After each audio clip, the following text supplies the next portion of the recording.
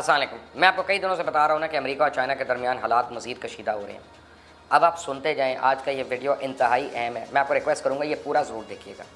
امریکہ کی طرف سے خاص طور پہ جارحانہ اقدامات اب کیے جا رہے ہیں, اور کئی لوگ جو ہیں جو بالکل نیوٹرل مبصرین ہیں وہ کہتے ہیں یار یہ ایکٹ آف وار ہے, یعنی جنیوا کنونشن کے تحت یہ چیزیں ایکٹ آف وار کے اندر آتی ہیں. اچھا, اور امریکہ اپنے اتحادیوں پر بھی اب چائنا کے خلاف اقدامات اٹھانے پہ دباؤ بڑھا رہا ہے. اس کی واضح مثال برطانیہ کا امریکہ کے دباؤ میں آ کے چائنا سے تعلقات خراب کرنا. لیکن امریکہ نے جو لیٹسٹ قدم اٹھایا نا, اس سے کشیدگی میں بہت تیزی آ گئی ہے. کیا کیا امریکہ نے؟ ڈونلڈ ٹرمپ کی گورنمنٹ نے امریکہ کے اندر ہیوسٹن ٹیکسس میں واقع چائنیز کونسلیٹ جنرل کو فوری طور پہ بند کرنے کا حکم کر دیا. نارملی کیا ہوتا ہے جب آپ کے تعلقات کشیدہ ہوتے ہیں نا, آپ کچھ لوگوں کو پیک اپ کرا دیتے ہیں, کچھ کو کم کر دیتے ہیں, اپنے بلا لیتے ہیں, لیکن یہ بند کرنے کا مطلب جو ہے نا یہ بڑا ڈینجرس ہے. اب اس پہ چائنا نے شدید رد عمل ظاہر کیا. امریکہ کی طرف سے حکم جاری کیا گیا کہ چائنا 72 گھنٹے کے اندر اندر اپنا کونسلیٹ جنرل بند کر دے, تمام ایکٹیویٹی ختم. اب امریکن میڈیا رپورٹس میں یہ الزام لگایا گیا کہ امریکہ میں چائنیز کونسلیٹ جنرل کے صحن میں کچھ دستاویزات کو آگ لگائی جا رہی تھی, جس پر قریبی لوگوں نے اس آگ کے بارے میں رپورٹ کیا, اور پھر آگ بجھانے والا عملہ پہنچ گیا وہاں پہ. اور دوسری طرف چائنا کے کونسلیٹ جنرل کو بند کرنے کے حکم کی شدید مذمت کی گئی ہے, اور کہا گیا کہ ایسے اقدامات سے امریکہ نے دونوں بڑی معیشتوں کے درمیان تجارتی تعلقات کو انتہائی نقصان پہنچایا. اور یہ بھی کہا گیا کہ اگر ٹرمپ انتظامیہ نے فیصلہ واپس نہ لیا تو پھر چائنا کی طرف سے سخت جوابی کارروائی اور اقدامات اٹھائے جائیں گے. یہ ڈینجرس ہے.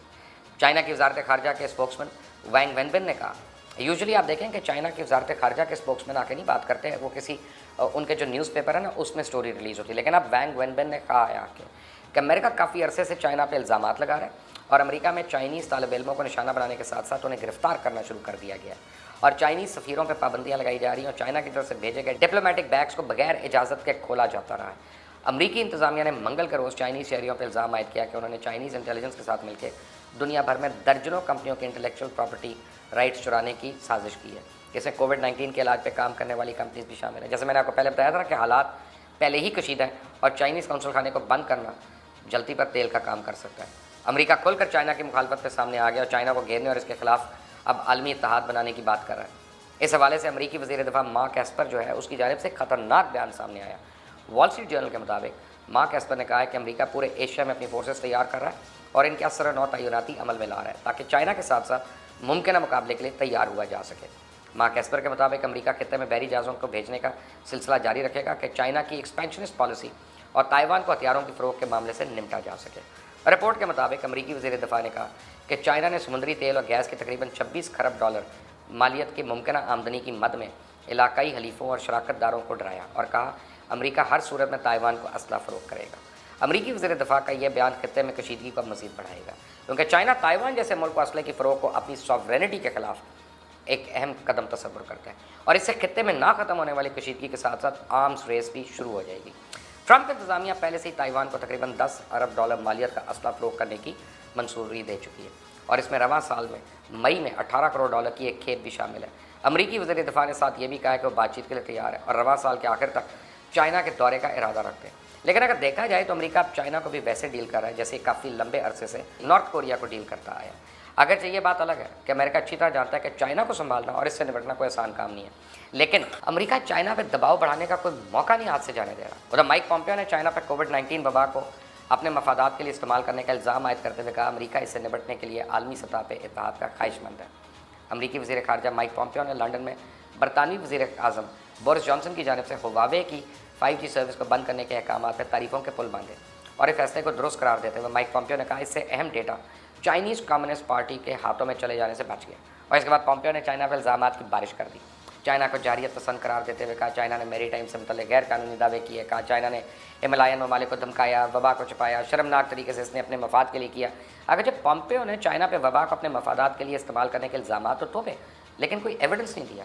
اب مائک پومپیو نے کہا ہمیں امید ہے ہم ایک اتحاد تشکیل دے سکیں گے جو چائنا کی کمیونسٹ پارٹی کے خطرے کو سمجھے اور اس کو سمجھا سکیں کہ اس طرح کا رویہ ان کے بہتر مفاد میں نہیں ہے. چائنا نے جواب میں کہا امریکہ اور مغربی ممالک چائنا کے مخالفت میں ہی جان کا شکار ہیں اور کمیونسٹ ریاست کے حوالے سے نوآبادیاتی سوچ کو ابھار رہے ہیں. اب آپ دیکھ سکتے ہیں کہ امریکہ چائنا کے خلاف عالمی سطح پہ مہم کو تیز کر رہا ہے, اگنائٹ کر رہا ہے, ایکسلریٹ کر رہا ہے, اور چائنا کے خلاف اتحاد میں ممالک کو شامل ہونے کی دعوت دیتا نظر آ رہا ہے.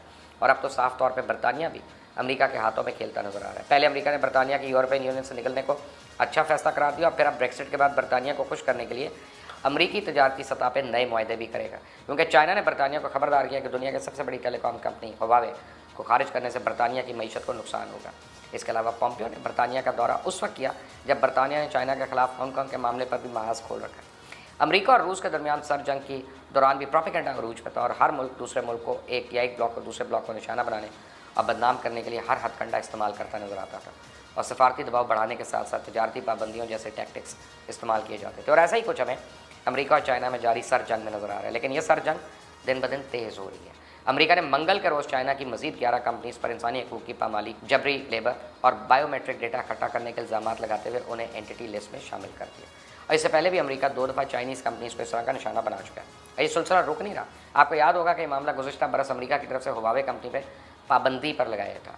रूस पर भी इल्ज़ाम लगाए जा रहे हैं। चंद दिन पहले बरतानिया, अमेरिका और कनाडा ने रशियन हैकर्स पर इल्ज़ाम लगाया था कि वो इनकी लेबॉरेटरी में कोविड-19 की वैक्सीन की तैयारी के लिए जारी तहकीकात को निशाना बना रहे हैं। तीनों ममालिक ने रशिया पर इल्ज़ाम लगाया कि APT29 नामी हैकिंग ग्रुप यकीनी तौर पर रशियन इंटेलिजेंस के लिए काम कर रहा है, जिसके बाद अमेरिका, बरतानिया और कनाडा के मॉस्को से सफारती ताल्लुकात मज़ीद ख़राब होने की खबरें आई। अब यही नहीं, ब्रिटेन ने तो एक और इल्ज़ाम लगाया कि रूस के स्टेट एक्टर्स ने अमेरिका और बरतानिया के दरमियान तजारती दस्तावेज़ात को एक्सपोज करते हुए गुज़श्ता साल बरतानिया के इलेक्शन में खलल डालने की कोशिश की। अमेरिकन प्रेसिडेंट डोनाल्ड ट्रंप ने नवंबर में होने वाले अमेरिकी इंतखाबात की कैंपेन में भी चाइना को बड़ा इशू बनाया हुआ है और माइक पॉम्पियो ट्रंप की इस कैंपेन को दुनिया भर में लेकर जाते नजर आते हैं। तमाम जो लोग ये समझ रहे हैं कि अगर ट्रंप हार जाता है तो शायद जो बाइडन के आने के बाद चाइना के हाथों जो अमेरिका के ताल्लुकात बेहतर हो जाएंगे, तो ये भी गलत फहमी है। तो अगर आप अमेरिकन हिस्ट्री को उठा के देखें तो आपको पता चलेगा कि नए सदर के आने के बाद अमेरिका खारजा पॉलिसी का तसलसल बरकरार रहता है और जो बाइडन तो ट्रंप को नॉट हार्ड इनफ का ताना भी देते आए हैं।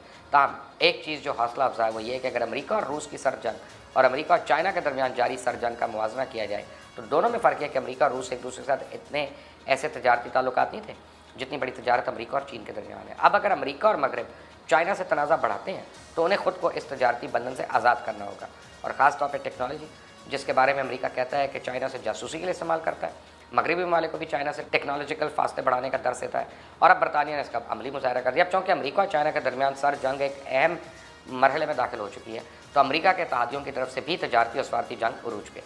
देखना ये है कि दोनों बड़ी ताकतें माजी की जंगों की तबाही से सबक सीखते हैं या फिर दुनिया को तीसरी बड़ी जंग के दहाने पर ले जाने की कोशिश करते हैं।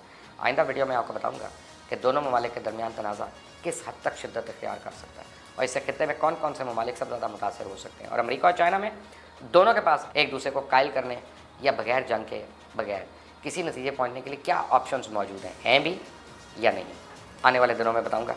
Until the next time, Allah. Subscribe करना मत भूलिएगा, बेल आइकॉन प्रेस करना मत भूलिएगा।